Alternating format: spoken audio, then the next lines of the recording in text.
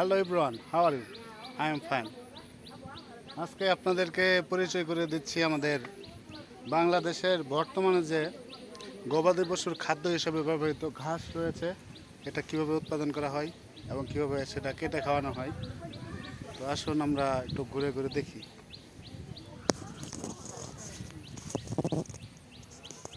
ওরে বাবা, কত সুন্দর সবুজের সমারোহ!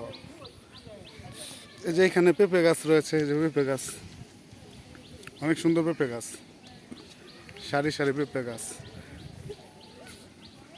এখানে তিতা গাছও রয়েছে, তিতাও ধরেছে ছোট ছোট। তো বাংলাদেশ কৃষি প্রধান দেশ।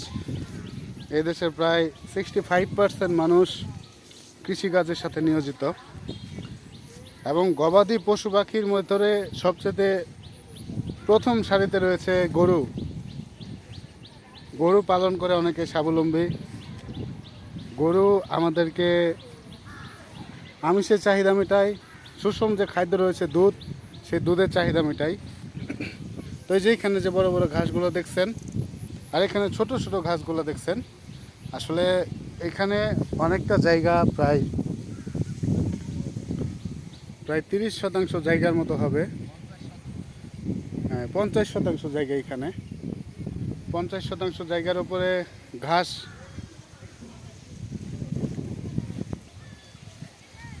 শুধুমাত্র ঘাসের জন্য এখানে আবাদ করা হয়েছে, ঘাসের আবাদ।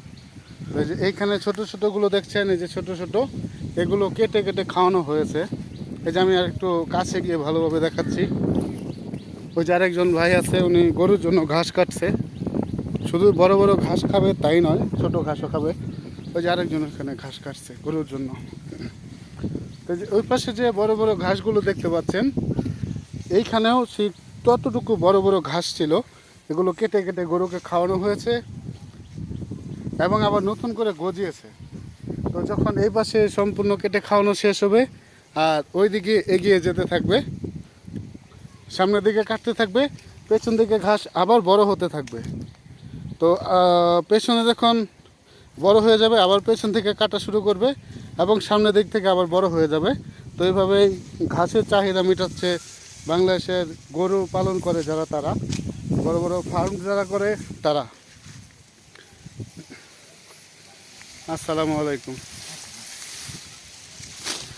আদাব, ভালো আছেন? তো এই যে ঘাসগুলো এখানে যে লাগানো হয়েছে, এই ঘাসগুলো যে কাটছেন, যে এখন কাটছেন গরুকে খাওয়ানোর জন্য, মেশিন দিয়ে কেটে খাওয়াবেন। তো যখন ওই দিকে বড় বড় ঘাস ছিল ওগুলো কেটে নিয়ে গেছেন আর এখন এখানে কাটছেন, যখন এটা কাটতে কাটতে একদম সামনে যাওয়া হবে তখন কি পেছনে গাছ আবার বড় হয়ে যাবে? বড় হয়ে যাবো, বড় হয়ে যাবো। এগুলো বড় হয়ে যাব। আপনার এটা 5 বছর 4 বছর খাওয়া যায়। 4 বছর ধরে খাওয়াইতেছেন? না, 4 বছর খাওয়া যায়। 4 বছর খাওয়ানো যায়? তো আপনি এইখানে কর্মরত আছেন, এইদিকে শেষ হওয়ার পর আবার ওইদিকে, ওইদিকে হয়ে যাবো গা, হয়ে যাবো গা, খাওয়া। ওইদিকে খাওয়ানো শেষ, খাইতে খাইতে এইদিকে আবার হয়ে যাব। তো এটা একটা উত্তম পরিকল্পনা, উত্তম ব্যবস্থা। তো ঘাসের চাহিদা মেটানোর জন্য তারা এই ঘাসটা আবাদ করছে। এই ঘাসের নাম কি? নাম এটা মনে করেন কি আপনার বিদেশি ঘাস। বিদেশি ঘাস, নাম উন্নত জাতের ঘাস, গরু খেতে খুবই ভালোবাসে। আর এই ঘাস খাওয়ালে কি পরিমিত দুধ হয়? দুধ হয়, এলে ঘাস খাওয়াইলে দুধ হয়, পরিবর্তন হয়, গরুর স্বাস্থ্য ভালো থাকে, ভিটামিন আছে। গরুর স্বাস্থ্য ভালো থাকে। তো এই যে ওনার সাথে কিছুক্ষণ কথা বললাম, তা উনি বলছেন যে এই ঘাস খাওয়ালে পর্যাপ্ত পরিমাণ যে গরুর ভিটামিন প্রয়োজন, ঘাসের জন্য যে চাহিদা রয়েছে সেই চাহিদা পূরণ হয় এবং দুধ অনেক ভালো পাওয়া যায়। তো এই যে এখানে 50 শতক যে জায়গা রয়েছে, এই 50 শতক জায়গার ঘাস দিয়ে আপনারা কতগুলো গরুকে খাওয়ান? এটা আপনার 18টা গরুর খাওয়া যাচ্ছে। 18টা গরু খাওয়াইতেছেন? আর দুধ কতগুলো গরু দিচ্ছে? দুধ আমরা একটা গাই তো, মনে করেন একটা গাভী বিয়েছে কেবল, খালি মনে করেন দুধ 12 কেজি, 16টা ষাঁড় এই সামনে কোরবানির ঈদে এই ষাঁড়গুলো বিক্রি করা হবে। একটা গাই খালি। আপনার নাম কি? আমার নাম মলিন চন্দ্র বর্মন। মলিন চন্দ্র বর্মন কাকা। ওই যে এই যে আরেক ভাই আছে, উনিও এইখানে এই গরু লালন পালন এবং ক্ষেত রক্ষণাবেক্ষণের কাজে নিয়োজিত আছে। ওনার হাতে কাশি দেখতে পাচ্ছেন, উনি ঘাস কাটছে কিছুক্ষণ আগেই। তো আপনার নাম কি? আমার নাম মোহাম্মদ শাহজাহান মিয়া। মোহাম্মদ শাহজাহান মিয়া ভাই, তো আপনি এই পেশায় কতদিন যাবত জড়িত? আমার চলতেছে তো প্রায় 7-8 বছর। 7-8 বছর। তো এই ঘাস খুবই ভালো নাকি বলেন? লিপিয়ার গাছ খুবই ভালো, খুবই ভালো। খুবই ভালো, গরু খাওয়ালে ওষুধের স্থানে এলে বিটে সুস্বাদু গাছ। তো আমাদের ওখানে জারা গাছের কাটিং আছে, চাইলে কাটিং নিতে পারবে, কাটিং নিতে পারবো, মেশিন দ্বারা কাটা হয়। মেশিন দ্বারা। এটা কি আপনারা শুধু গরুকে খাওয়ান নাকি বিক্রিও করেন? না, বিক্রি করি না, গাছ আমাদের খামারে দেয়। তো এদের খামারটা অনেক বড় খামার, যার জন্য এই ঘাসগুলো ওনারা নিজেরাই ব্যবহার করে। তো অনেকে আছে যাদের অনেক বড় জায়গা রয়েছে, তারা নিজেদের গরুর খাওয়ার পাশাপাশি অন্যদের কাছে বিক্রিও করে। তো আপনার যদি বাড়ির আশেপাশে পতিত কোনো জায়গা থাকে, তাহলে আপনি এরকম ঘাসের আবাদ করতে পারেন। এটা হ্যাঁ, এটা হচ্ছে লিবিয়া জাতের ঘাস। এই যে ঘাসের নাম কি বললেন? Napier, leap year. নিপিয়ার, লিপিয়ার কি জানেন আপনারা? Hybrid Napier. Hybrid leap year. তো আমরা জানি যে ফেব্রুয়ারি মাস 4 বছর পরে পরে 29 দিনে হয়, আর সেটাকে আমরা লিপিয়ার বলি। তো এই ঘাসের জাতের নাম হচ্ছে লিপিয়ার হাইব্রিড। তো যেটা বলতেছিলাম যে আপনার যদি অনেক পর্যাপ্ত পরিমাণ জায়গা থাকে এবং সেখানে পতিত থাকে জায়গাটা, তো এই ঘাসের চাষ করে আপনি অনেক লাভবান হতে পারেন, কেননা অতি দ্রুত এই গাছগুলো বড় হয়ে যায়। মাসে প্রায় 45 দিনে কাটা যায়।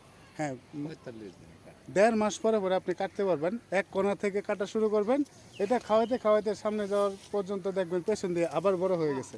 এই যে যে এটা এটা গাছকে কাটতে খাওয়াইছে, এটা গাছে তো এর আগে যখন ওই যে ওইখানে কেটে খাওয়াইছে, যে ওইখানে খাওয়াইছে, ওগুলো অলরেডি বড় হওয়া শুরু হয়েছে। এই যে সারি সারিভাবে রেখে দিয়েছে। হয়েছিল 19 তারিখে।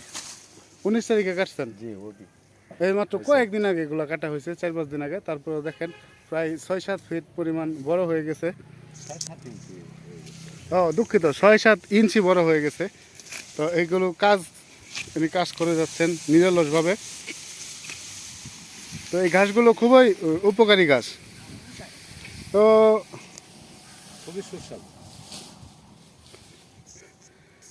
তো অনেকক্ষণ এই ঘাসের ক্ষেত নিয়ে কথা বললাম। এই যে ইনি আছেন, আমার এক ভাই আছেন, আমাদের এক কাকু আছেন, ভ্রমণ কাকু। তো ওনাদের সাথে কথা বলে আমার খুব ভালো লাগলো।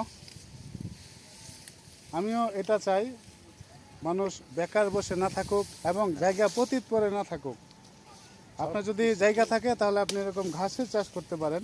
যেহেতু বাংলাদেশে ধান, পাট, গম, আখ, কলা, কুশারি অনেক কিছুর আবাদ হয় এবং অনেক তরি তরকারিও আবাদ করে। তো এগুলো থেকে একদম সহজ কাজ হচ্ছে এটা। আপনি একবার লাগাবেন, প্রায় 4 থেকে 5 বছর এখান থেকে ঘাস পাবেন আপনি। এই যে কাটতেছে আবার হয়ে যাবে, কাটতেছে আবার হয়ে যাবে, এবার 4 বছর একবার আপনি যদি গাছ রোপণ করেন, 4 বছর আপনি এখান থেকে ফলন পাবেন। তো আমাদের শহরাঞ্চলে যদিও জায়গা অনেকটা কম, তো গ্রাম অঞ্চলে যারা রয়েছেন তারা ইচ্ছা করলে বর্তমান যে সুন্দর যাতায়াত ব্যবস্থা, পরিবহন ব্যবস্থা, আপনি গাছ রোপণ করে বাণিজ্যিক উদ্দেশ্যে বাণিজ্যিক অনেক বৃহৎ আকারে করতে পারেন। তো আমার খুবই ভালো লাগলো এখানে এসে এই পরিবেশে সচক্ষে থেকে। তো আপনার কেমন লাগলো কমেন্ট করে জানাবেন। সে পর্যন্ত ভালো থাকুন, সুস্থ থাকুন।